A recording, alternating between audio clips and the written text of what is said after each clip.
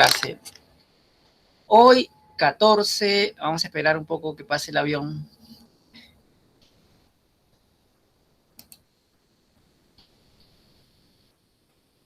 Listo. Hoy día 14 de julio del 2021, con Aldair, Alexandra, Erika, Fabricio, Galía, Arlet, Isaac, Leonor, Paula Matt, empezamos a desarrollar la clase 6 relacionada a los principios del derecho ambiental. Empezamos. ¿Recuerdan cómo Wilder Ayui concebía la naturaleza relacionada a su cultura? Como observan en el dibujo, en esta obra de arte que ha hecho Wilder, hay una integración entre el ser humano y su entorno natural, forestal y sus elementos. En cambio, normalmente cuando tenemos una mirada desde el hombre occidental, desde el mundo científico, vemos a la Tierra como esta imagen, ¿no? Donde observamos recursos hídricos, recursos forestales, recursos minerales, donde observamos a un objeto que no se integra con nuestro pensamiento, con nuestra cultura, más que como un medio y no como parte de nosotros. Este es justamente el gran debate de principios del siglo XXI, vinculado a si el problema en realidad no es la propia contaminación ambiental que genera las sociedades humanas, sino los patrones culturales que se tienen con relación a la naturaleza.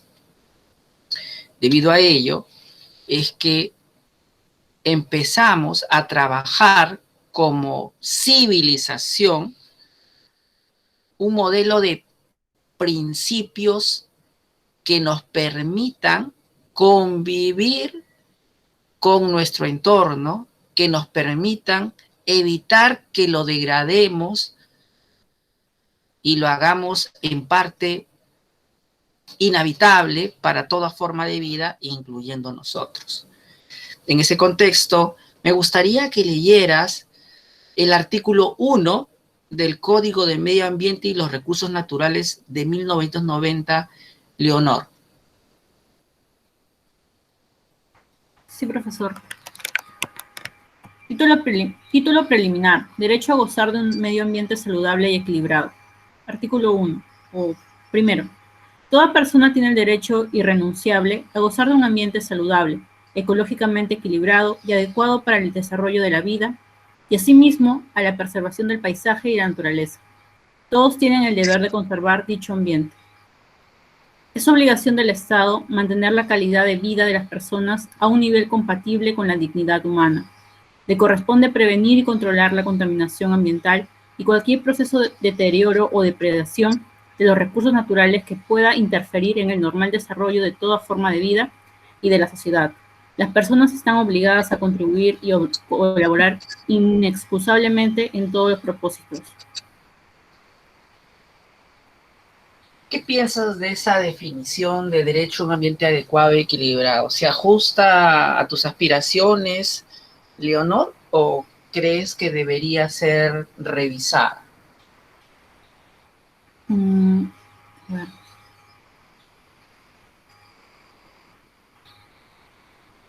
¿Qué piensa Alexandra Cornejo luego? Sí, diga. Adelante, Leonor.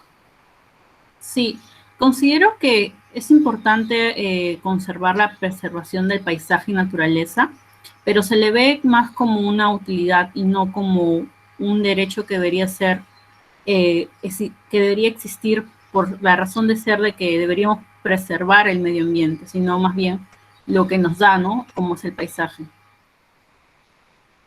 ¿Y usted, Alexandra, qué piensa? de este concepto?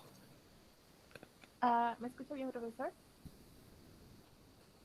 No se le escucha. Ahora, Ahora mejor. ok. Lo mismo que dijo mi compañera, creo que toda persona debería ser capaz de vivir en un ambiente propicio para su salud y para su bienestar. Y tal como dice, los estados deben tomar medidas concretas y que sean progresivas. Y también tratar de cooperar con otros para desarrollar y tratar de implementar o mantener, no sé, marcos o leyes adecuadas para habilitar todos los componentes necesarios que vamos a necesitar, ¿no? Muy bien. Entonces, recordemos que estamos en 1990, que esta es nuestra primera consagración infraconstitucional de rango legal que hacemos en el Perú sobre el derecho a un ambiente adecuado y equilibrado, y donde el eje de atención está fundamentalmente en preservar unas condiciones ideales para el desarrollo del ser humano, pero también para otras formas de vida. Por eso es importante ese para el desarrollo de la vida. Esta definición no es acogida por la Constitución Política del Perú en 1993, donde habla de un derecho a un ambiente adecuado para la persona humana. Sin embargo, se rectifica este error en la Ley General del Ambiente vigente, donde se vuelve a consagrar este derecho a un ambiente adecuado para toda forma de vida, no solo para nosotros. Es interesante descubrir de dónde viene el actual concepto del derecho a un ambiente adecuado y equilibrado. Sin embargo, tanto la Constitución del 79, cuando consagra el derecho a un ambiente adecuado, como el Código de Medio Ambiente y Recursos Naturales de 1990, como la Ley General del Ambiente de el 2005, como la propia Constitución vigente de 1993, tienen ausente el concepto de la cultura, la identidad cultural vinculada a la naturaleza. Se piensa en todos estos conceptos en un hombre completamente occidentalizado que ve a la naturaleza como un recurso, como un bien, como un medio para satisfacer sus necesidades, y no se le da ningún tipo de relación espiritual, cultural, social con su entorno. Y ese es el defecto que tiene en realidad el concepto que hoy manejamos. Por eso es que es tan difícil que el Ministerio del Ambiente y el CERNAP, cuando opinaron sobre la posibilidad de consagrar los derechos de la naturaleza con una vertiente indígena, aceptaran esa posibilidad, porque tenemos un paradigma cultural eurocéntrico, occidental, que impide que yo no vea las cosas más que por el filtro de la razón, más que por el filtro de lo científico, y no otros filtros que podríamos denominar interculturales. El otro tema que se rescata de este artículo 1 del título preliminar de este Código de Ambiente y Recursos Naturales es que es categórico, como lo es la Constitución del 79, en relación a hablar directamente de la contaminación ambiental, cosa que elude, gambetea la Constitución vigente como la propia Ley General del Ambiente. No lo dice cuando define el contenido del derecho a un ambiente adecuado y equilibrado, y lo vamos a ver. Solo que quiero advertirles que esto no fue una omisión, sino fue una especie evidentemente abierta de derogación, de supresión voluntaria. Podríamos hablar de una omisión cuando no existía el concepto previamente en otros cuerpos normativos, pero no existía. ¿Por qué se retiró? Habría que discutir en ese contexto del 2004, 2005, cómo consigue retirarse esta palabra, que me parece interesante porque reconoce que en el Perú tenemos bajos estándares ambientales y que hay que controlar la contaminación ambiental producida por contaminación sonora, lumínica, radiación no ionizante, etcétera, ¿no? El petróleo, la minería, el transporte, toda actividad produce algún tipo de contaminación y tenemos que controlarla.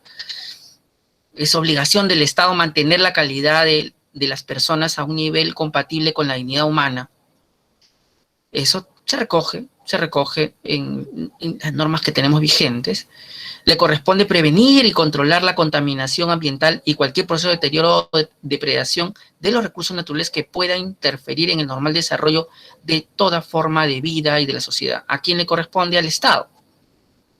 De aquí quedaba claro que si hubiera un pasivo ambiental, hidrocarburífero, minero, pesquero o de cualquier sector, no teníamos que ir a buscar al ex titular del proyecto para que remedie la contaminación, sino que le tocábamos la puerta al Estado y él lo hacía y luego repetiría. Esta regla de que el Estado tiene que hacerse cargo de la contaminación aparece en la Constitución y se repite en el Código de Ambiente y Recursos Naturales, pero no se repite en la Ley General del Ambiente. Felizmente, en la legislación de pasivos ambientales de minería y hidrocarburos aparecería como un rol subsidiario. Ya lo veremos en su oportunidad, pero las cosas no son casualidades, son partes de contexto, ¿no?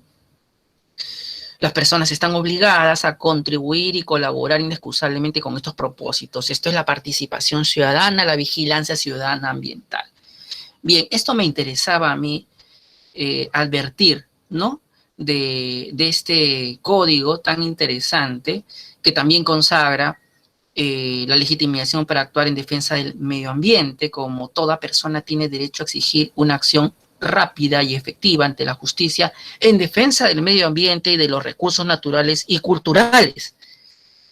Y si esto es así, mi estimado Fabricio Ferro López, ¿me puedes decir por qué el Pleno Casatorio Civil decide acotar la legitimidad para obrar daños ambientales para unos determinados sujetos que están en el Código Procesal Civil y no asumir que cualquier persona podría interponer una demanda por daños ambientales? Fabricio, ¿nos ayudas?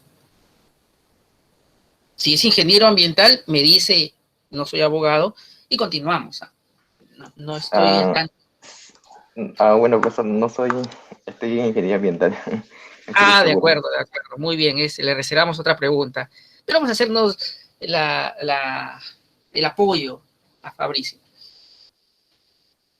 Esta es la crítica que pocos civilistas hacen, que cuando el Pleno Casatorio Civil del famoso caso del derrame de mercurio de Choropampa señala que hay una legitimidad para obrar acotada en el Código Procesal Civil, omite que ya en 1990 el Perú tenía una legitimidad amplia para poder defender el ambiente.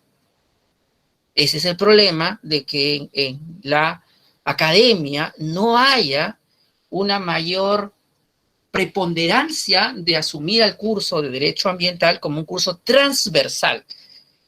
Aquí entra penal, civil, administrativo, todo. Concursal, sociedades, si quisiéramos verlo así. Pero no, lo acotan a un rinconcito escondido, a veces lo ven algunos, a veces no, pero es transversal. Sin medio ambiente no hay posibilidad de otras formas de derecho. Sigamos. La ilegalidad de movimientos transfronterizos de residuos, la participación ciudadana, el derecho de propiedad y ambiente, el cual se conceptualiza como el ejercicio del derecho de propiedad conforme al interés social, comprende el deber del titular de actuar en armonía con el medio ambiente. ¡Qué hermoso! Un artículo con esa calidad de técnica legislativa ambiental no está en el título preliminar de la Ley General vigente. Y sin embargo, esta forma de leer el ejercicio del derecho de propiedad está concordándose con el actual Código Civil, cuando te habla que no puedes ejercer tu propiedad, pero sin afectar el interés social. Pero aquí, en este código, te dicen, eso significa no contaminar, no dañar el ambiente. Ya no hay duda, ¿no? Si yo voy a poner una antena de telefonía celular en mi propiedad privada, sin estudio de impacto ambiental, sin participación ciudadana, sin medir los límites máximos permisibles para radiación no ionizante, violo el derecho a un ambiente adecuado de los vecinos. ¿Sí? Esto estaba claro en este código. En nuestra Ley General del Ambiente, me parece que ahí queda corto. Felizmente que hay reglamentos de protección ambiental, felizmente que hay legislación sectorial, pero justamente no deberíamos perder lo que ya habíamos conquistado. Retrocedemos. ¿Por qué retrocedemos? Preguntas que uno debe hacerse en el contexto de cómo se forman estas normas. El Código de Medio Ambiente y Recursos Naturales nace en un momento donde había un Estado completamente que lo ocupaba todo. Tenía empresas públicas, era altamente intervencionista, era un Estado, digamos, muy parecido a aquel que te da servicios públicos muy fácilmente, pero de baja calidad, hay que decirlo, y vivíamos una crisis por entonces.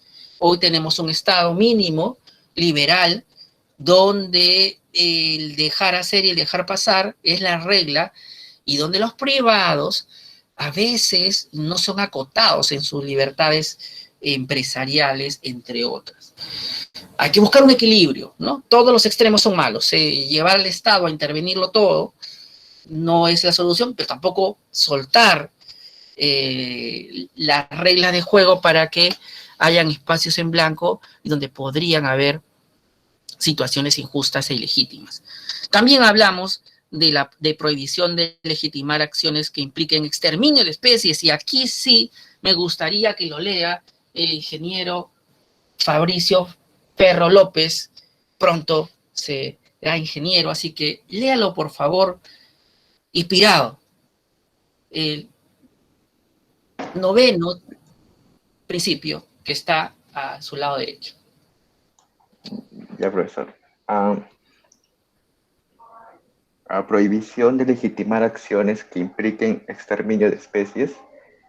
Artículo 9. Ninguna consideración o circunstancia pueden legitimar o excusar acciones que pudieran implicar el exterminio de especies o subespecies vegetales o animales. Excelente, excelente, Fabricio. Has leído uno de los principios éticos más importantes de los 80, de los 70, y que desaparecería, sería exterminado, para aplicar la palabra que has mencionado, de la faz del título preliminar de mi Ley General del Ambiente. No hay un principio así. Y debería haberlo en nuestra Ley General del Ambiente, porque no tenemos ese derecho. No, profesor, me va a decir por ahí Alexandra, eso se supone. No, aquí en este terreno donde estamos desapareciendo especies ya no se supone nada. Por eso hubiera sido bueno, aunque me diga después mi estimada Galía que no se cumple, no importa. Así no se cumpla, tenemos que consagrar la regla y tratar de hacerla cumplir. Ninguna consideración o circunstancia puede legitimar o excusar acciones que pudieran implicar el exterminio de especies o subespecies vegetales o animales. ¿El hombre es capaz de hacer eso? Sí, y mucho más. Y lo hemos hecho y lo seguimos haciendo. Por eso hay que ponernos límites a nuestro propio poder de transformar la naturaleza y desaparecer otros seres vivos. Esta es la razón por la que debió mantenerse. No está, ni aparece tampoco en ningún reglamento de protección ambiental, no aparece. Entonces, esto sí llama poderosamente la atención.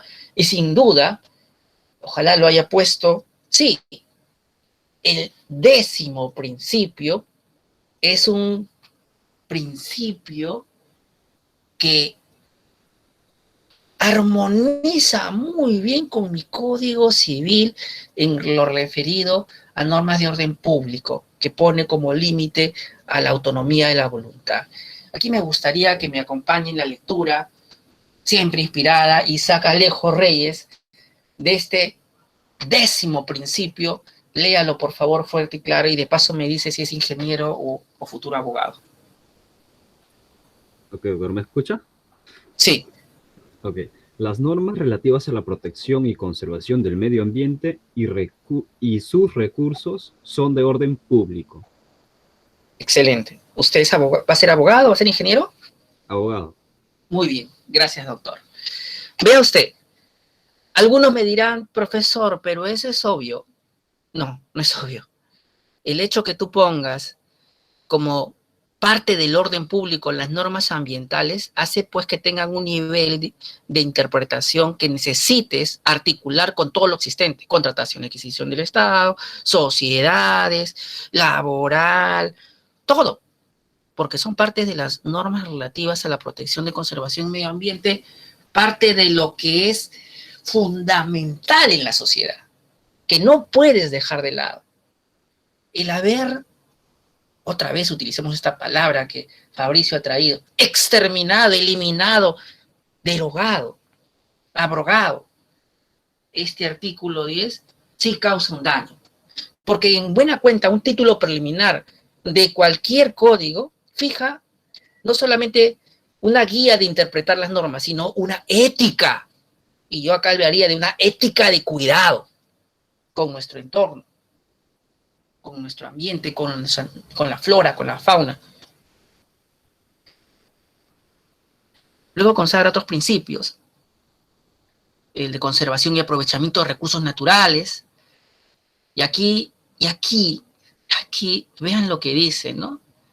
11. El mantenimiento de los procesos ecológicos esenciales, la preservación de la diversidad genética y utilización sostenida de las especies, de los ecosistemas y de los recursos renovables en general es de carácter obligatorio. En el Perú, es el gen, es lo más antiguo que podemos encontrar como derechos de la naturaleza. Justo lo que estamos leyendo en el proyecto de ley relacionado a derechos de la naturaleza, ¿no hablan de esto? Del mantener, de nuestro deber y obligación de mantener los procesos ecológicos esenciales y que es de carácter imperativo en nuestra sociedad. O sea, nosotros estamos tratando de devolvernos a los 90 porque hemos retrocedido en protección a nuestros procesos ecológicos. Y esto hay que decirlo abiertamente. Alguno me dirá y rebatirá, no, pero existen las áreas protegidas. No, acá no estamos hablando de áreas protegidas. Acá estamos hablando de todo nuestro entorno. No solo de áreas naturales protegidas. Porque si dijera, como mi constitución vigente, promovemos la conservación de la diversidad biológica y las áreas protegidas, ahí sí. Estamos hablando de algo acotadito en un espacio geográfico muy limitado. No, aquí estamos hablando de eso, áreas protegidas y todo lo demás.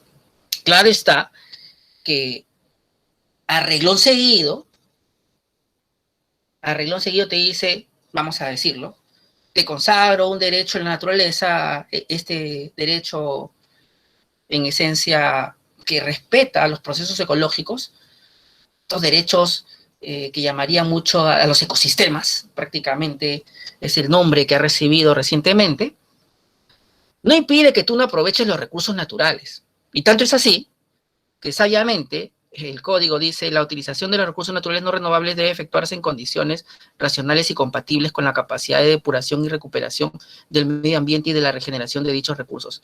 El hecho que yo reconozca derechos de la naturaleza, derechos de la madre tierra, derechos de la Pachamama, no quiere decir que yo no voy a poder tocarlos. El asunto es respetar esa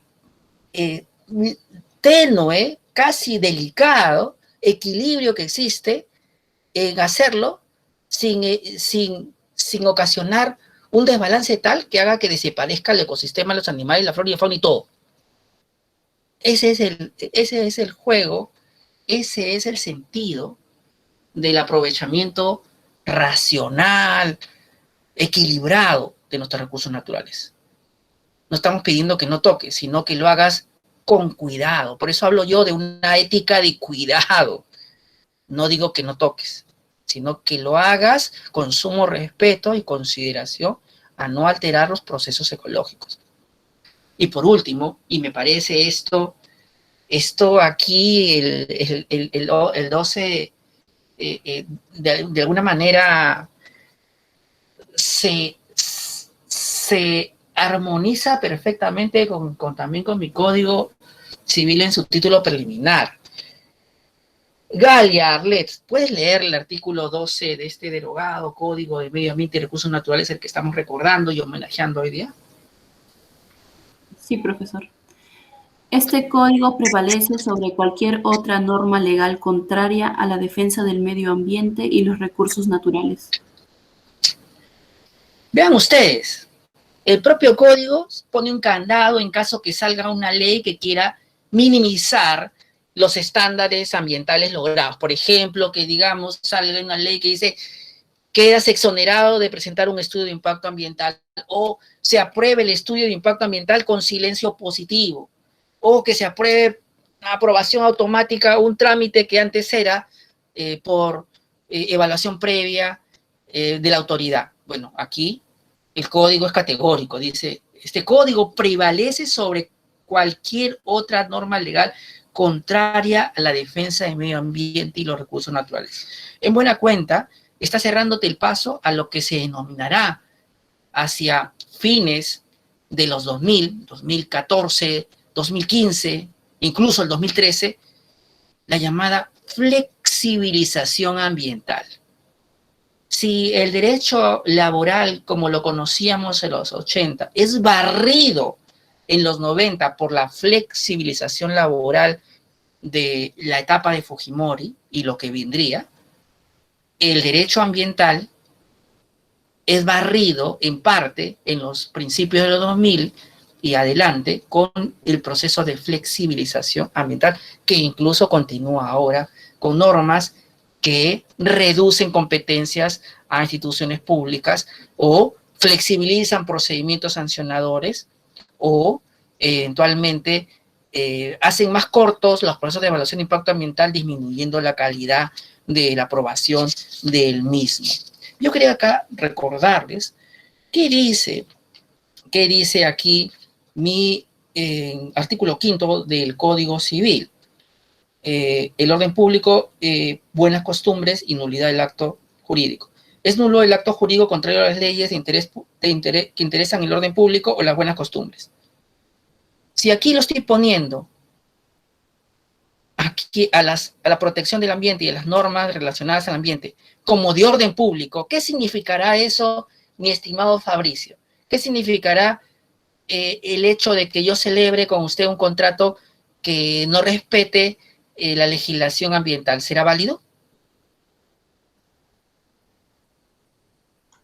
¿Me podría repetir de nuevo, profesor? Si yo con ustedes celebramos un contrato que contraviene la legislación ambiental, ¿será válido? No. No, porque el artículo 5 dice que si yo contravengo el orden público, ese acto es nulo, inexistente para los ingenieros, no vale, no sirve. En términos del ingeniero, vamos a hablar para que todos entendamos. Disculpen los abogados que maltrate al derecho, pero hay que hacerlo comprensible para los demás. No solo nosotros debemos entenderlo, hay que también tratar de transmitírselos al resto. Entonces era importante que nuestro código de medio ambiente y recursos establezca estas reglas de juego. En este contexto, el derecho ambiental se volvía no un electivo, sino un obligatorio, porque tenías que conocerlo, porque lo cuando en un acto jurídico que celebraras, podría resultar que no tendría ningún valor, sería nulo. Interesante. Recordemos entonces algunas películas que les recomiendo para que se animen de pronto a sensibilizarse en el tema ambiental. Cuando el destino nos alcance, de Charlton Heston, es una gran película que no voy a decir de qué tratan, pero aquellos que están apasionados por el derecho ambiental la buscarán y la verán. Allí les dejo ese dato sin spoilers. Bien, entramos ahora al 1992, 2 años después de que aprobamos nuestro Código de Medio Ambiente y Recursos Naturales con nuestros principios de derecho ambiental a nivel de el planetario. Todos los países dijeron, vamos a tener que aprobar unos principios ambientales porque esto se nos está yendo de las manos y estamos generando una alta contaminación por plástico, petróleo, un montón de tóxico y la deforestación. Y esto nos puede llevar a un a un destino como el que describe esta película, que se llama Cuando el destino nos alcance, que es cuando hayamos roto los equilibrios de los ecosistemas y el cambio climático empiece a generar una serie de problemas en la sociedad, inundaciones, hambre, enfermedades, COVID-19, ¿dónde estás?, etcétera. Y por eso es que viendo ese contexto incluso cinematográfico, donde de los 70 me decían, oye, alerta, esto va a ocurrir si no haces nada, se suscribe la Declaración de Río sobre el Medio Ambiente y el Desarrollo en el 92. Esta declaración fue adoptada por los gobiernos participantes en la Cumbre de las Naciones Unidas para el Medio Ambiente y el Desarrollo, celebrada en la ciudad de Río de Janeiro, Brasil, en junio del 92. Y aquí yo quisiera que me acompañen con la lectura así salpicada de algunos artículos para entender bien cómo pensaba el mundo hace aproximadamente unas 3 décadas. Veamos aquí, Erika, acompáñanos con la lectura del principio 1 y de paso nos das tu opinión de qué te parece, ¿no? Es un corto principio 1. Está bien, profesor. Principio 1. Los seres humanos constituyen el centro de las preocupaciones relacionadas con el desarrollo sostenible. Tiene derecho a una vida saludable y productiva en armonía con la naturaleza. ¿Qué te parece? Sí, dígame. Me parece algo antropocentrista, como la gran mayoría de las leyes. Generalmente lo asociamos de que el ambiente debe estar saludable o sano, en armonía, para que nosotros estemos bien. Y no nos concebimos como parte de la naturaleza, que creo que ese es un problema. Y también lo vi cuando estudié conservación, pues era el hecho de ¿por qué conservar? De forma inherente, porque existe la naturaleza, que creo que debería ser esa la forma, o por los beneficios simplemente que nos brinda. Entonces, no sé, esa es mi opinión. Excelente opinión porque me permite expresar una felicitación por usar un término apropiado en el curso como es el antropocentrismo. Y también otro término que en buena cuenta lo has definido, es el pensamiento utilitarista, ¿no? Si le beneficia a la sociedad, es bueno. Oiga, pero ¿y dónde queda el altruismo? Que son las acciones que no obstante de pronto no recibir una compensación, un premio, los ciudadanos y las sociedades realizan con relación a otros. Eso no está. El pensamiento instalado en el principio 1 es perversamente utilitarista, porque es lo que ayuda a que el ser humano esté mejor. Y lo leo, los seres humanos constituyen el centro de las preocupaciones relacionadas con el desarrollo sostenible. ¿Y quiénes son los seres humanos? Seguramente la mirada cientificista me lleve a una persona en la ciudad con todos los servicios básicos cubiertos, pero hay otras personas que viven en el campo, que son indígenas, que son campesinos, que son rurales, que son colonos, que no encajan con esa definición. Por eso es que está ausente en este concepto el término pueblos indígenas, campesinos o población rural. Ellos no están en la ecuación. Tienen derecho a una vida saludable y productiva en armonía con la naturaleza. Oiga, y si no es productiva, entonces no es digno de protección. Esta mirada también es una mirada economicista. Lo productivo es bueno. ¿Y lo no productivo? No, se supone que no, porque doctor, lo orgánico es producir poco y de repente no contaminas el ambiente, pero yo debo producir muchísimo para alimentar toda la ciudad. ¿Pero a qué costo? Entonces aquí sí se observa una buena intención, pero todavía un marcado sesgo antropocentrista que sería el talón de Aquiles de nuestra legislación internacional ambiental y de nuestra legislación nacional, que ahora último ya cuando todo se incendia, cuando ya la cosa está casi fuera de control, ya voy a ser intercultural, ya voy a aplicar enfoque de género, ya voy a aplicar enfoque de derechos, ya voy a consagrar derecho a la naturaleza, pero te has demorado. Ya nació mi estimada Alexandra Garrido, ya está grande y mira el planeta que se encuentra. No sé qué le queda por vivir con relación a la calidad de de medio ambiente que tú tuviste hace 50 años, o hace 30 años, o hace 20 años. Ese es el estado de la cuestión. Principio 3. El derecho al desarrollo debe ejercerse en forma tal que responda equitativamente a las necesidades del desarrollo y ambientales de las generaciones presentes y futuras. El problema con esta definición es que entendemos por desarrollo, que el desarrollo económico incluye el desarrollo social, el desarrollo económico y social debe equilibrarse con el ambiente. Tiene serios problemas en la definición, aunque más adelante usted pueda concordarlo. La propia definición no es completa. Una buena redacción es aquella que se sostiene en el párrafo que se redactó y no necesita ayuda ni del párrafo superior ni del párrafo inferior, solo se sostiene. Esa es una buena redacción. Y en las leyes tenemos que ser muy rigurosos, no podemos darnos los lujos de cuando escribes un artículo o cuando escribes una novela, un cuento o un poema para tu ser querido, no. Tienes que ser riguroso, acá no hay rigurosidad. Sigamos con el principio 4. A fin de alcanzar el desarrollo sostenible, la protección del medio ambiente deberá constituir parte integrante del proceso de desarrollo y no podrá considerarse en forma aislada. ¿Qué significa eso? No queda claro, ¿no?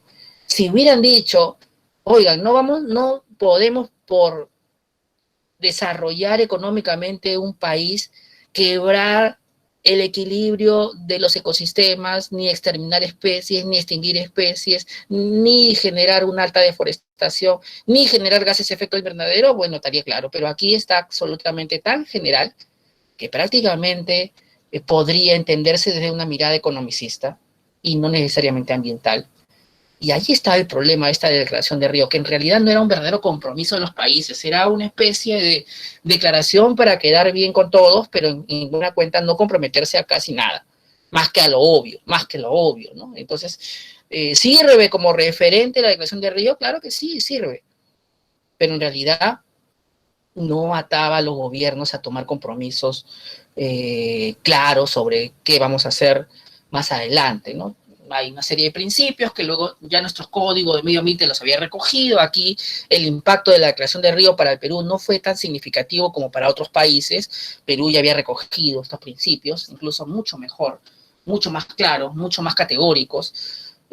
Vamos a leer en este contexto el principio 7 rápidamente para poder ir avanzando ya en lo que es la legislación vigente. Isabela Cutipa Rojas, ayúdanos con el principio 7, denle una lectura hasta el primer punto.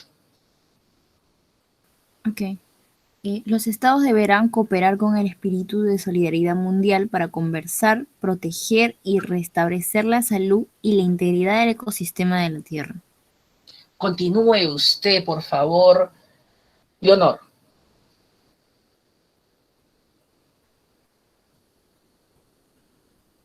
Marilé, continúe usted, por favor, de donde se quedó su compañera, que es del ecosistema de la Tierra, y termine ese párrafo.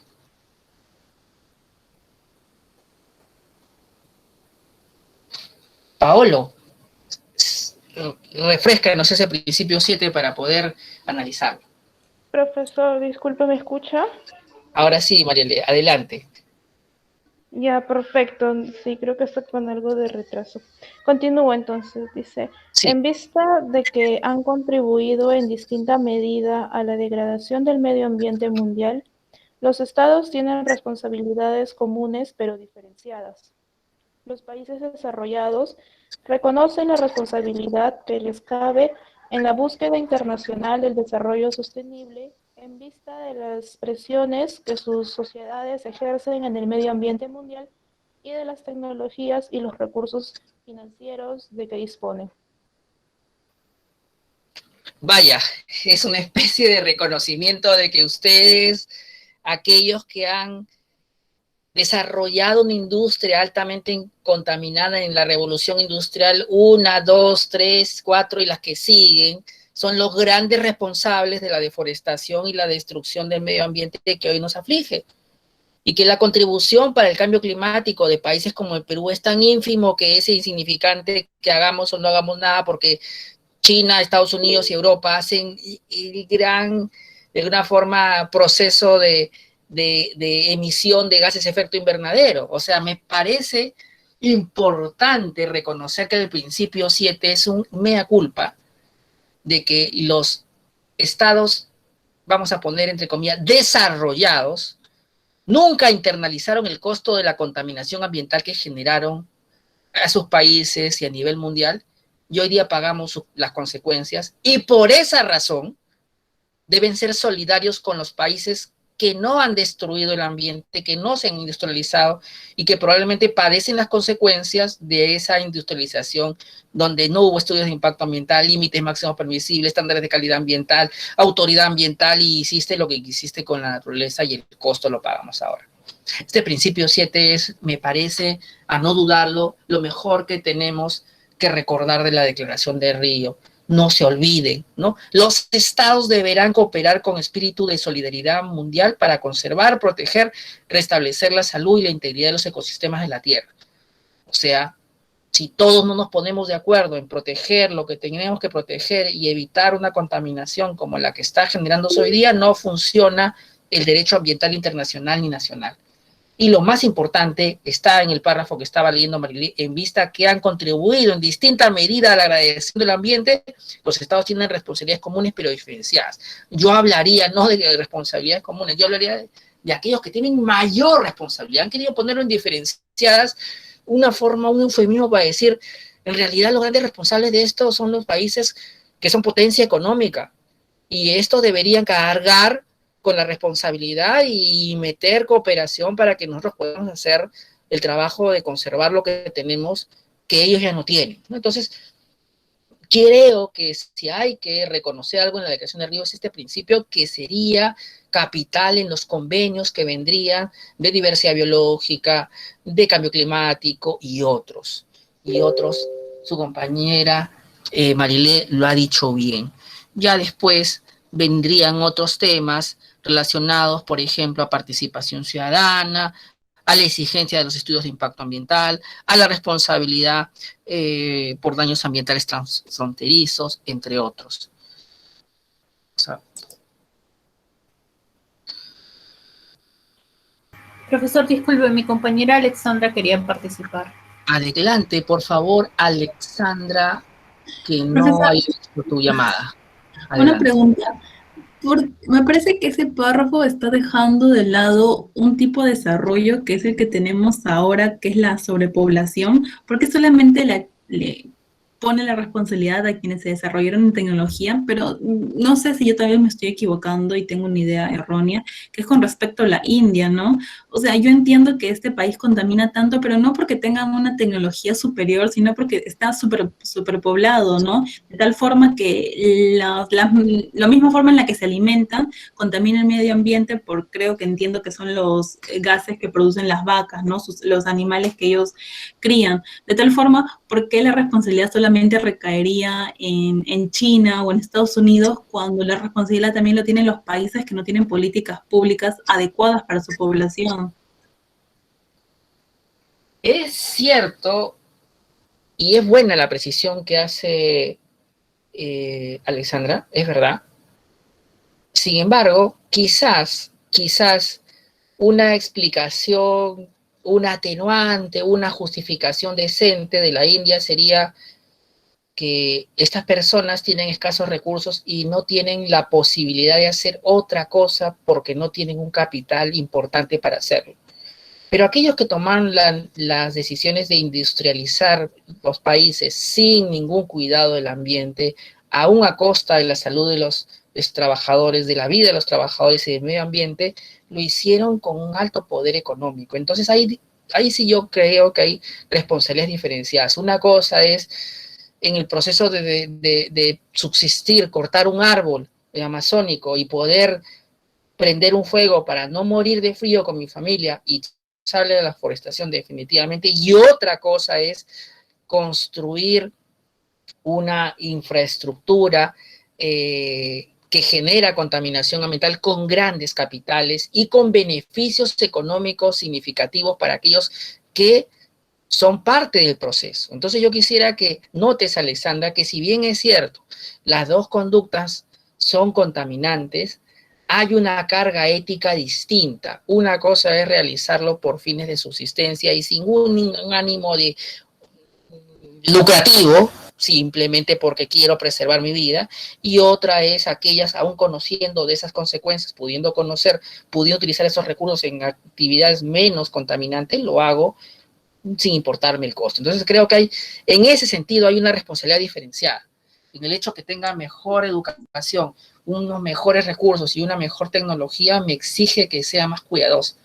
Yo no digo que los de India, ahí vamos cerrando, yo no digo que eso justifique que la agricultura extensiva y la ganadería se siga haciendo. No, deberíamos impedirla, así como la tal ilegal de subsistencia, ofreciendo alternativas de desarrollo para que estas formas no sostenibles se mantengan. Pero los problemas son diferentes.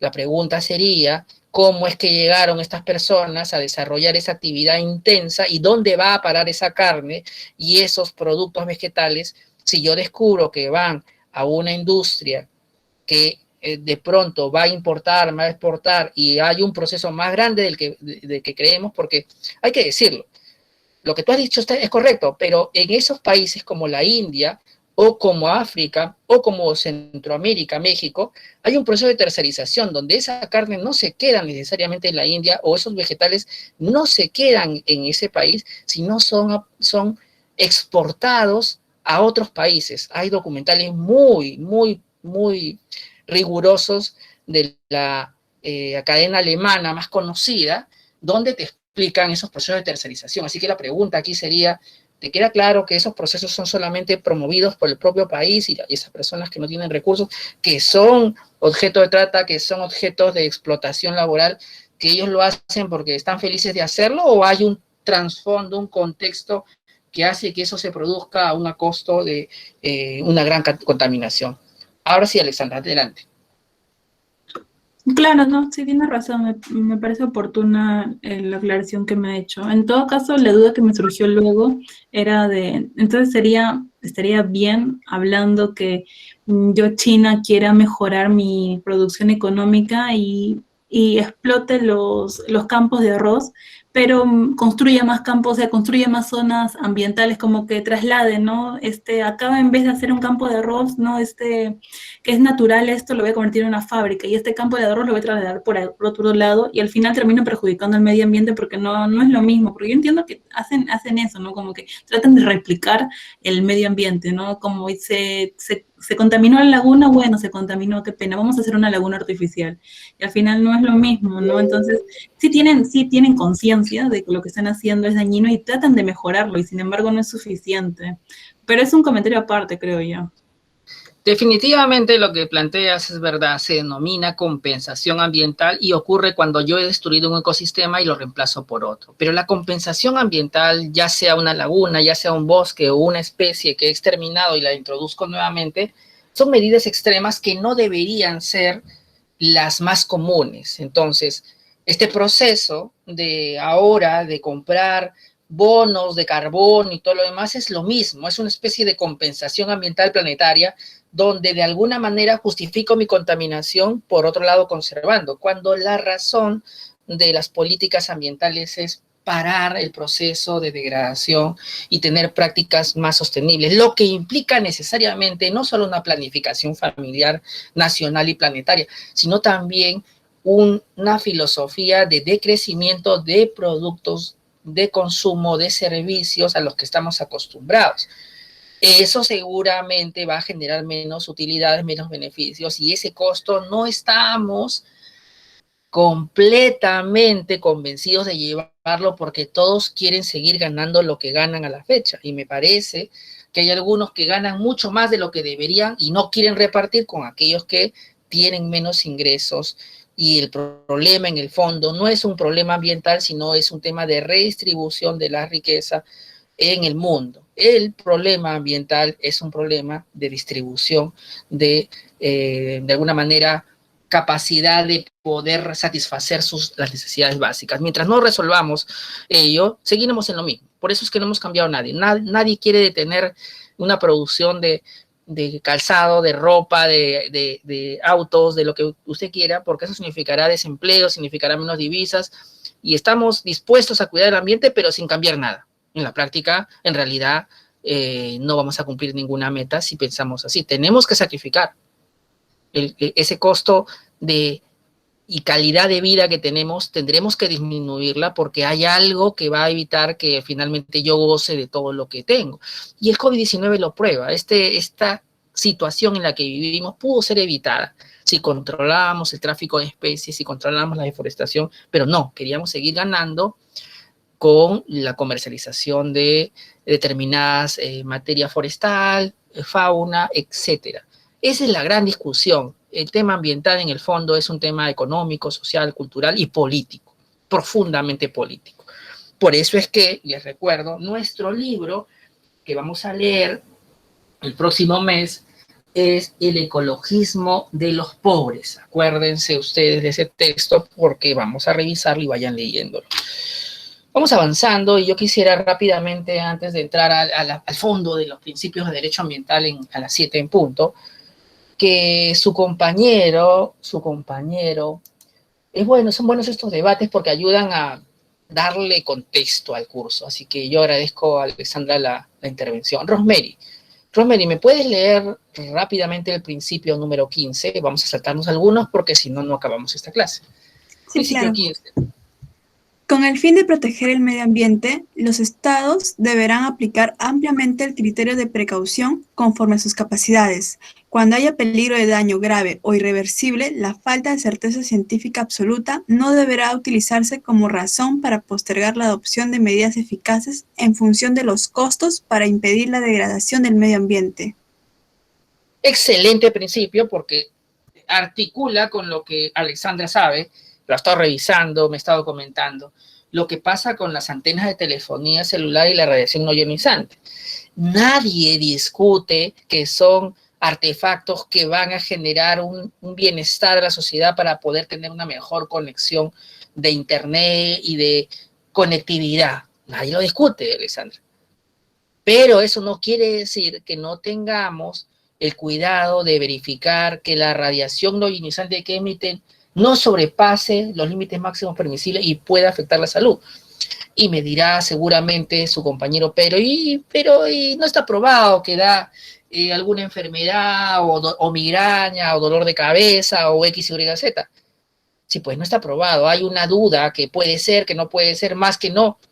Pero por el principio precautorio que justamente te consagra la posibilidad de que aunque no tengas una prueba contundente, debes ser cuidadoso para que no generes daño a las personas en su salud y en su ambiente, tomar las precauciones mínimas elementales. Por ejemplo, tener tu estudio de radiación no ionizante, tu instrumento de gestión de tu participación ciudadana para que todos estemos seguros de que estás cumpliendo simplemente los requerimientos establecidos por el sector transporte y telecomunicaciones. Es nada más eso. Por eso es que el Tribunal Constitucional, el viernes pasado, ha establecido que se suspenda toda instalación de antena de telefonía en el Callao porque esta municipalidad estaba otorgando licencia a diestra y siniestra solo con una declaración de que me voy a portar bien, metafóricamente hablando, nada más, como empresa de telefonía. Ya vamos a ver la demanda in situ, yo le adelanto solo esto como un spoiler, ¿sí? Básicamente no le exigía ningún instrumento de gestión mínimo decente para poder instalar la antena. Y otra vez, de repente, Sara me dirá, doctor, pero no está probado que genere un daño a la salud, no estamos hablando que esté probado, no estamos aplicando precautorio. Precautorio para salvaguardar el derecho a un ambiente adecuado y equilibrado. En 1970 en adelante no estaba probado que el DDT ocasionaba cáncer. Había esa posibilidad y simplemente con esa posibilidad se restringió su uso porque podía ser, ¿no? Y también ocurre con las zonas reservadas donde se establecen áreas protegidas, aunque no se tenga certeza absoluta de cuánta diversidad biológica haya, o las reservas territoriales indígenas con pueblos en aislamiento voluntario se establecen en una gran dimensión, aunque no se sepa la certeza de cuántos individuos hay adentro. O sea, este principio precautorio se aplica sobre todo en salud, en pueblos indígenas, en consumidor, con esta premisa. No necesito probarte a 100% que puede haber un daño, no. Lo único que tengo que generar es una duda razonable de que puede haber un daño significativo en la vida, la salud y el medio ambiente. De hecho, en el caso de las antenas de telefonía celular, el hecho que haya un límite máximo permisible debe ser porque se ha probado que hasta ese límite podemos soportar. Más allá de esa radiación, no tenemos certeza de qué puede ocurrir, pero no vamos a averiguarlo, o al menos yo no quiero averiguarlo, mi estimada Rosemary, porque valoro mi salud. Principio 16, adelante, mi estimado Pedro Tomás, con la lectura, y si usted gusta, una pequeña opinión. Buenas tardes, profesor. Principio 16. Las autoridades nacionales deberían procurar fomentar la internalización de los costos ambientales y el uso de instrumentos económicos, teniendo en cuenta el criterio de que el que contamina debe, en principio, cargar con los costos de la contaminación, teniendo debidamente en cuenta el interés público y sin distorsionar el comercio ni las inversiones internacionales. Excelente. Este principio es fundamental porque te está diciendo que si generas un riesgo en el ambiente y la salud de las personas, en los ecosistemas, debes asumir el costo de lo que implica implementar medidas necesarias para evitar un daño, para prevenir un daño, para mitigar un daño y eventualmente compensarlo e indemnizarlo. También debes financiar, pagar por el proceso de implementación de mecanismos de vigilancia ciudadana o estatal que se ponen como consecuencia de tu existencia como empresa titular de un proyecto que genera un riesgo al ambiente, que necesitamos estar seguros que no hay un derrame de petróleo, que no hay un derrame de nave, que no hay un tóxico que está saliendo, que no hay un humo extraño que me puede generar una enfermedad respiratoria. ¿Por qué, mi estimada Alexandra, yo tendría que costear con mi plata, de mi bolsillo, de lo que sufro ganando como profesor, casos centavos, cuando quien viene a traerme el riesgo debería pagarme porque es justamente mi labor fiscalizadora la que genera mayor confianza y legitimidad en sus buenas prácticas? Todavía estoy haciéndole un favor en mi labor de rendición de cuentas y fiscalización que hago, pero no lo ven así algunos y no asumen ese costo. Este principio es fundamental también para implementar los tributos ambientales, pero sobre todo para justificar por qué los titulares de proyecto tienen que pagar su estudio de impacto ambiental y tienen que pagar todo aquello que implique una medida idónea para proteger el ambiente y la salud de las personas y no trasladar ese costo a la sociedad. Un ejemplo de este principio es el aporte por regulación que se le paga a la OEFA para que pueda realizar labor de fiscalización minera, hidrocarburífera, entre otras. Vayámonos al principio 17 y allí le pido una especial ayuda a Sara Marilyn. Ayúdanos con la lectura y si gustas una opinión.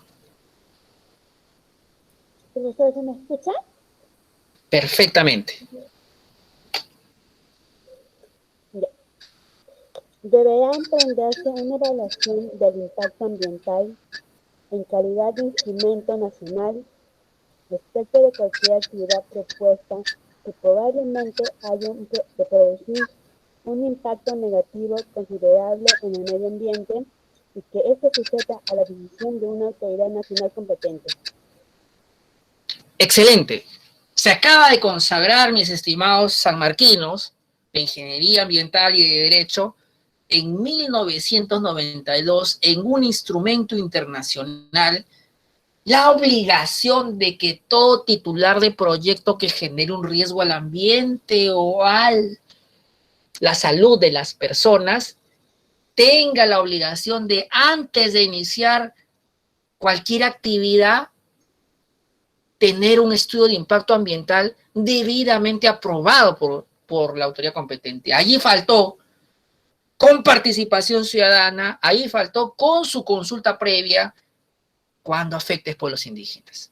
No estábamos preparados para eso, pero fue un avance sustantivo el que en 1992 todos los países del mundo se pongan la mano al pecho y digan, oh, oye, no puedo iniciar ninguna actividad minera, hidrocarburífera, eléctrica, industrial, manufacturera, lo que fuere, sin un estudio de impacto ambiental, e incluso de vivienda.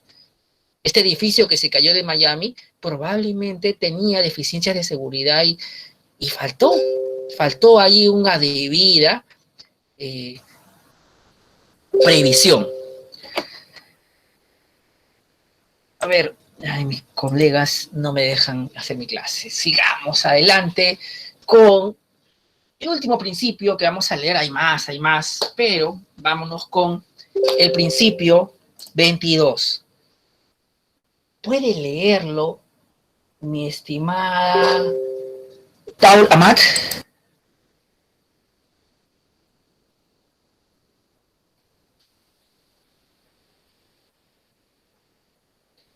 Paolo, quedamos pendientes de tu lectura. Ayúdanos con el principio 22 para poder entrar al tema de los principios de derecho ambiental en el Perú. Sí, profesor, buenas tardes. Principio 22. Las poblaciones indígenas y sus comunidades, así como otras comunidades locales, desempeñan un papel fundamental en la ordenación del medio ambiente y en el desarrollo debido a sus conocimientos y prácticas tradicionales. Los estados deberían reconocer y apoyar debidamente su identidad, cultura y intereses y hacer posible su participación efectiva en el logro del desarrollo sostenible. Muy bien. Eso implica que ya en el 92 reconocían que los pueblos indígenas eran fundamentales para poder tener algún tipo de desarrollo, entre comillas, sostenible, ¿no? Las poblaciones indígenas y sus comunidades, así como otras comunidades locales, rurales, campesinas, por ejemplo, desempeñan un papel fundamental en la ordenación del medio ambiente. Aquí les faltó decir, casi todo el territorio que no está depredado y que no han extinguido especies está en territorio indígena. En el desarrollo debido a sus conocimientos y prácticas ancestrales. Conocimientos y prácticas tradicionales, en realidad es su cultura. Y los estados deberán reconocer y apoyar debidamente su identidad, cultura, intereses y hacer lo posible de participación efectiva en el logro del desarrollo sostenible. Este es el origen de lo que más adelante conoceríamos como la consulta previa. Hablamos del 92. Recuerdo a mis estimados colegas que en 1993 se suscribe el convenio 169 de la OIT que entra en vigencia en el Perú en febrero del 95. Ya estaba pugnando por nacer un derecho que cambiaría la faz de todo lo que conocemos en esta parte del mundo con relación a los derechos de los pueblos indígenas. Profesor, disculpe, respecto a la consulta previa, por ejemplo, leí la sentencia del Tribunal Constitucional sobre la ruptura del candado legal, justo sobre la consulta previa, y había un voto de un magistrado que incluso consideraba que no era constitucional el derecho a la consulta previa. ¿Y usted qué piensa al respecto? Yo, al contrario, pienso que sí es un derecho constitucional, basado sobre todo en un argumento del otro ponente no me acuerdo bien, Saldaña. Ahorita se me dio el nombre, pero considero que el Tribunal Constitucional se ha pronunciado sobre la consulta previa, incluso ha hecho, y menciono algunos casos en los que había una interpretación en la que se debía entender los tratados internacionales. Y entonces considero que sí el Tribunal Constitucional debió declarar fundada esa sentencia en ese caso. Es importante, como nosotros en nuestra condición de juristas y también de ingenieros ambientales, tratar de posicionar nuestro punto de vista independientemente de tener un soporte doctrinario, normativo o en la autoridad. Esto es difícil cuando la universidad me enseña que si no digo el nombre de Adam Smith o Ronald Dworkin o Bermúdez o Nietzsche o quien a usted le guste parafrasear, no tiene valor mi opinión. Debo tener la decisión de decir, yo pienso que el derecho a la consulta previa forma parte inherente de los derechos de aquellas poblaciones originarias que estuvieron antes del nacimiento del Estado-nación peruano y que sin embargo no fueron considerados a tener derecho a voto de manera definitiva hasta 1979. Y por esta razón, esta gran exclusión es completamente constitucional que hoy día se les permita que si sobre sus territorios van a extraer minerales, hidrocarburos o va a pasar una carretera, se les consulte, porque en buena cuenta el Estado peruano se forja sobre las bases de organizaciones sociales preexistentes. Esa opinión de nuestro estimado magistrado es una opinión completamente discriminatoria, es una opinión completamente excluyente del otro indígena y sinceramente hay que revisarla con ojo crítico porque la forma de mirar a la cuarta parte de la población indígena como no debo preguntarle nada porque tu derecho es constitucional me hace preguntarme una cuestión fundamental. O sea, si no estuviera en un convenio 6.9 la consulta previa, usted no le preguntaría a las personas que están allí hace 500 años por si están de acuerdo o no y cómo les impactaría y cómo mitigar esos impactos una actividad altamente extractiva o altamente contaminante o altamente nociva para su salud. Pues según este magistrado probablemente no lo haría. Nosotros tenemos que hacer las cosas primero en principio de ética, primero en principio de una conducta que entendemos no daña al otro, es un principio elemental de la ética. Si la hacemos en virtud de tratados o normas, entonces nuestra conducta está forjada por un ordenamiento que se supone es el reflejo de una ética de una sociedad. Entonces, creo aquí firmemente, más allá de mi convencimiento de que este es un derecho que tiene una consagración convencional, por lo cual el Estado peruano no puede desligarse con normas internas, ni siquiera con jurisprudencia del TC de esta obligación internacional, independientemente de que considero que es un derecho constitucional que nace del derecho a la identidad étnica y cultural que está consagrada en la Constitución Política del Estado peruano, tenemos la obligación de ser respetuoso con el otro, de no dañar al otro, de no dañar la cultura a otro, y esos principios deberían regir mi interpretación de la conducta estatal y de la interpretación de la aplicación de las normas.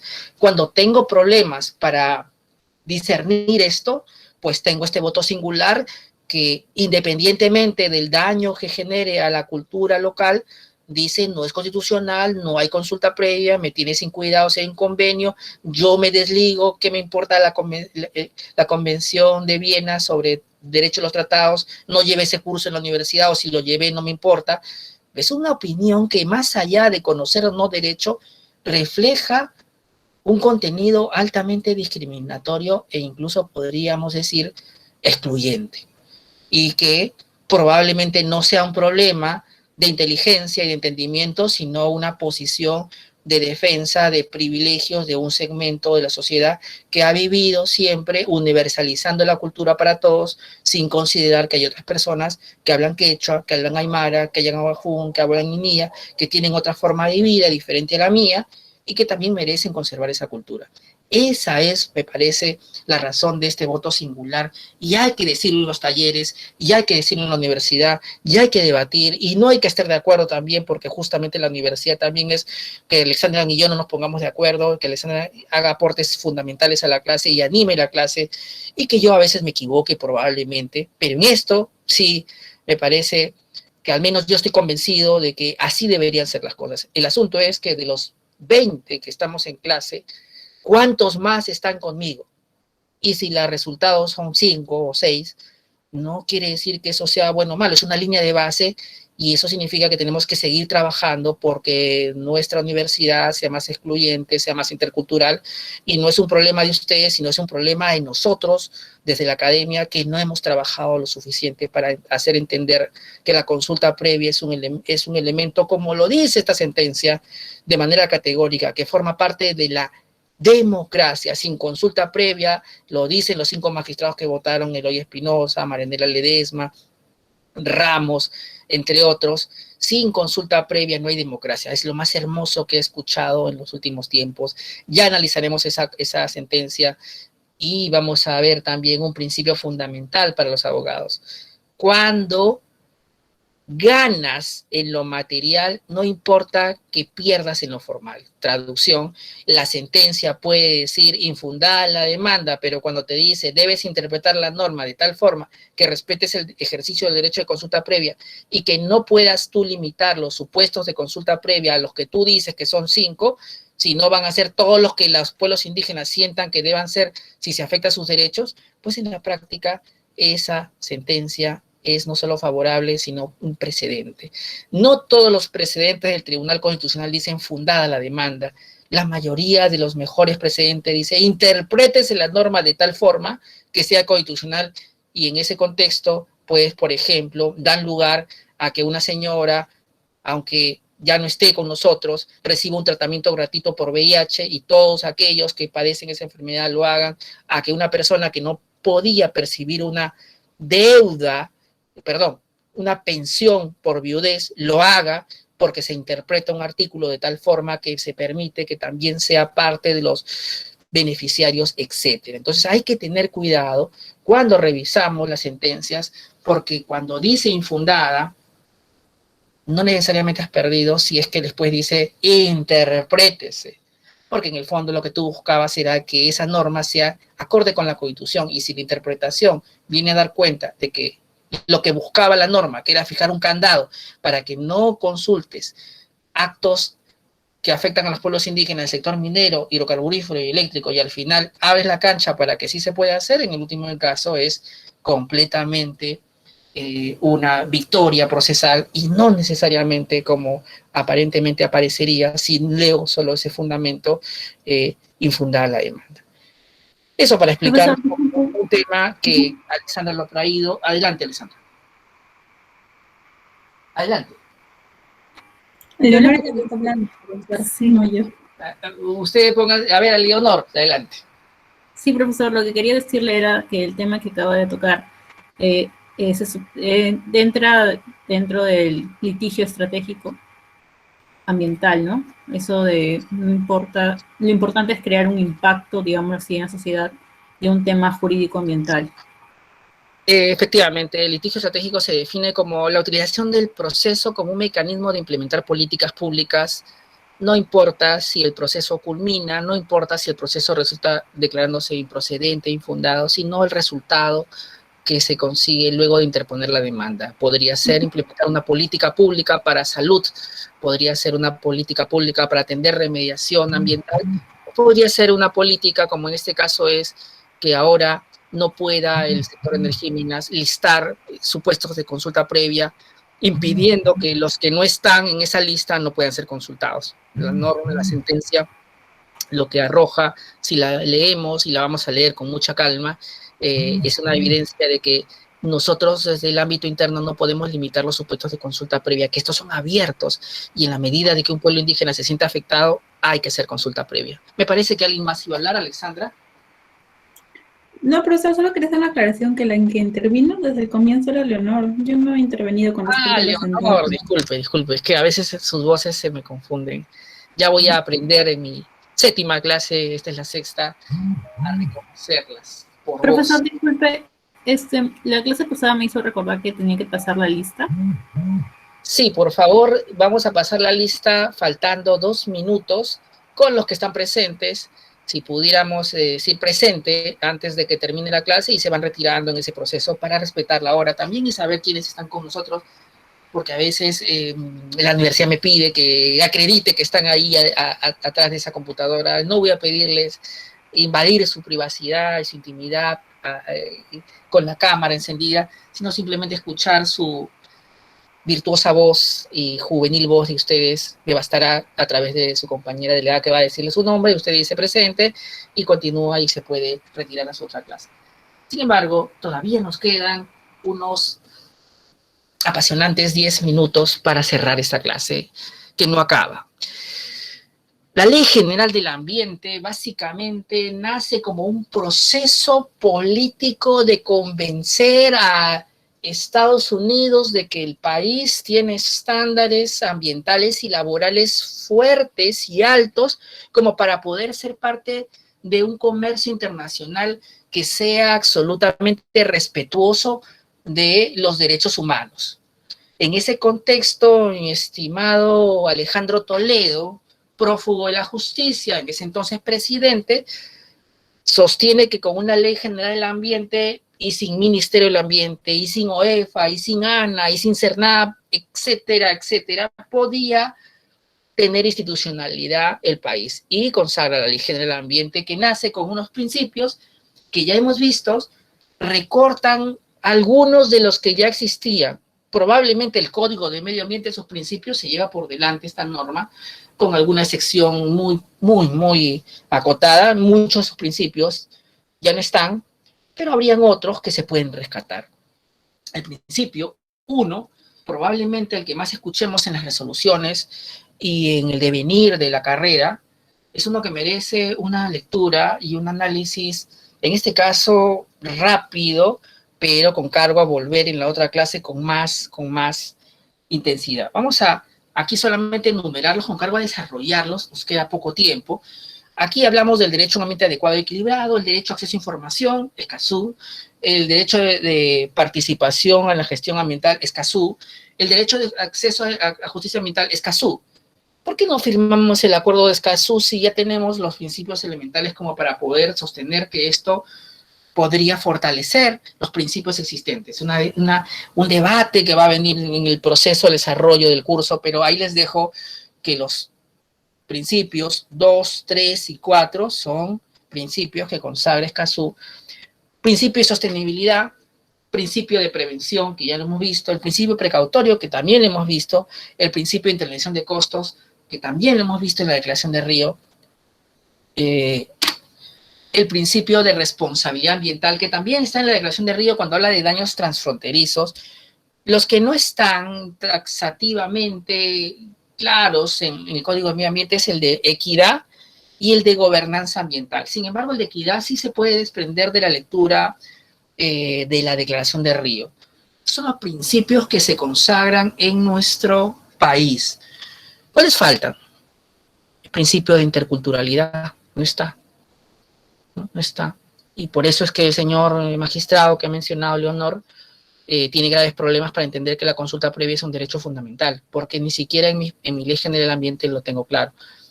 Recordemos que la pérdida de diversidad el año pasado en Norteamérica fue del 33%, pero en la región sudamericana el 94%. Y aquí el aporte de Alexandra. Sin duda no somos un país, somos países industrializados, pero vaya que deforestamos y vaya que exterminamos nuestras especies también. No somos santos. Tenemos un proceso de degradación también muy intenso. En África el 65%, en Europa y Asia el 24%, en Asia Pacífico el 45% de pérdida de diversidad biológica. Si continuamos en estos indicadores, probablemente en 50 años, mucho de lo que conocemos del equilibrio de los ecosistemas haya desaparecido. Por eso se hace tan relevante poder especializarnos en un área como la de derecho ambiental, o al menos hacerla transversal para que el resto del derecho pueda tener una mirada medioambiental y pueda ser cuidadoso desde donde toque, ¿no? Aquí yo quería ponerles en estos 6 minutos de clase que nos quedan todavía, si están ahí todavía los ingenieros, viene una parte interesante. Al inicio de la clase les pasé un video. El video explicaba que el Tribunal Constitucional ordenaba a la Municipalidad Provincial del Callao suspender la instalación de antenas de telefonía celular, radares u otros similares en propiedad privada. Hace una hora salió esta noticia, vean, y es un video, como ustedes han visto, muy interesante. En RPP se titula la noticia: el Tribunal Constitucional ordena a la Municipalidad del Callao suspender la instalación de antenas de telefonía. ¿Y esto qué tiene que ver con la clase, profesor? Tiene todo que ver. Porque la razón y el fondo por el que ganamos el caso es solamente aplicando principios de derecho ambiental. Y vean que a veces no necesitas saber toda la reglamentación de un sector o toda la legislación, o como dijo ahí algún colega que no sabe los instrumentos internacionales, que con eso no te basta. Si ustedes conocen bien los principios, pueden hacer muchísimas cosas. Y se los voy a demostrar. Solo con principios, una demanda que se ha ganado en el tribunal y ha sentado un precedente. Acá está. Esto no lo van a ver en otro curso, en otra clase. La demanda presentada, que no es pública, que ustedes tienen el privilegio de verla. El 23 de octubre del 2003, el Instituto de Defensa Legal del Ambiente y el Desarrollo Sostenible del Perú interpone una demanda contra la Municipalidad Provincial del Callao. ¿Cuál era el objeto? En principio era una demanda de amparo, un proceso de amparo para aquellos que no son abogados y aquellos que se han apasionado al derecho constitucional. Vamos a decir que es un proceso judicial donde se persigue proteger un derecho humano, un derecho constitucional que está en la Constitución reconocido, como en este caso sería el derecho a un ambiente adecuado, de participación ciudadana y otros que vamos a ver. Este es un proceso que asumimos todos que es rápido. Mi estimada Alexandra, ya sobre el final, ya en los descuentos me estás dejando. Si empezó el 23 de octubre del 2013 y estamos julio del 2021, ¿te parece un proceso sumario, rápido y absolutamente celérico? No. Efectivamente. Y la gran mentira que nos cuentan nuestros profesores de procesales, que existe un proceso sumario, que existe un proceso celérico, porque la realidad muestra que los procesos judiciales en general, no solo el amparo, terminan durando 7, 8, 9, 10 veces más de lo que nos dicen, y hablemos de años. Este proceso empezó en 2013 y prácticamente ha terminado 8 años después. ¿Eso es justicia ambiental? ¿Y así no quieren firmar Escazú, que habla de una justicia celérica? Todos los chalacos que hemos estado siendo objeto de contaminación de radiación que nos ponían antenas donde sea, destruyendo nuestra belleza urbanística, porque simplemente así podía hacerlo. Hemos tenido que esperar largos 7 años para tener justicia. Y lo valió. Y les voy a decir, como lo dice un personaje de Marvel, lo gozamos, ¿no? Llegó un precedente que lo que dijimos por tantos años era absolutamente razonable. Y vamos a ver qué dijimos, sin pasarnos la hora, Alessandro, no te preocupes, todavía faltan 2. Se interpone el amparo con el objeto que se inaplique el procedimiento 15 de la sugerencia de obras privadas establecidas en la ordenanza 012-2012, Municipalidad Provincial del Callao, con el fin de salvaguardar el derecho a la salud, a su integridad moral, psique, al libre desarrollo, bienestar, a la paz, a la tranquilidad, al disfrute de tiempo libre, al descanso, a gozar un ambiente adecuado y equilibrado, al desarrollo de la vida, a la participación ciudadana de los habitantes de la provincia constitucional del Callao. Para los que no son abogados, inaplicar quiere decir que se suspenda, que se deje sin efecto una norma mientras esté afectando un derecho humano, como en este caso sería básicamente el derecho al ambiente adecuado, equilibrado y el derecho a la participación ciudadana, ¿no? Que se ven amenazados de manera inminente por el procedimiento 15 de esta ordenanza 012-2012, que es inconstitucional. Inconstitucional quiere decir que atenta contra nuestro instrumento que dice que un hombre, una mujer tiene ciertos derechos que no puedes quitárselos, ¿no? Que es inconstitucional al omitir, y aquí observe, yo no lo subrayé, lo ha subrayado quien lo revisó en el tribunal, al omitir la participación ciudadana reconocida en el numeral 17 del artículo 2 de la Constitución, así como también al omitir la certificación ambiental regulada en el artículo 3 de la Ley del Sistema Nacional de Evaluación de Impacto Ambiental. En relación a ello es que solicitamos la incorporación de más requisitos en el texto único del procedimiento de TUPA, del procedimiento de TUPA del Callao, ¿no? El procedimiento único donde se establece cómo puedes sacar una licencia, cómo puedes obtener un derecho, un permiso. O sea, si alguien les dice, esta sentencia la han hecho personas que no quieren antenas, falso. Lo que acá estamos diciendo es, queremos antenas que cumplan la reglamentación del sector de telecomunicaciones, métanle los requisitos legales que correspondan, y decimos cuáles. Tales como un estudio técnico de radiación no ionizante verificando que no supere los límites máximos permisibles y no solo cartas de compromiso. O sea, una declaración jurada y eso bastaba para ellos. La emisión de certificación ambiental aprobada por autoridad competente y la aprobación de un estudio de impacto ambiental previo al inicio de instalaciones de antenas de telefonía y participación ciudadana y con la participación ciudadana de los vecinos de la provincia constitucional del Callao. Estamos diciendo, y vamos cerrando la idea, que la municipalidad solamente pedía un compromiso de la empresa de ponerse de acuerdo, de hacer gestiones para que los vecinos estén de acuerdo con que se instale la antena. Pero no ponía ningún instrumento de gestión ambiental ni hacía una participación ciudadana antes de. Por eso se solicita la inaplicación. No puedo agotar en este poco tiempo todo lo que implicaría, por lo que vamos a dejarlo para la próxima clase, no sin antes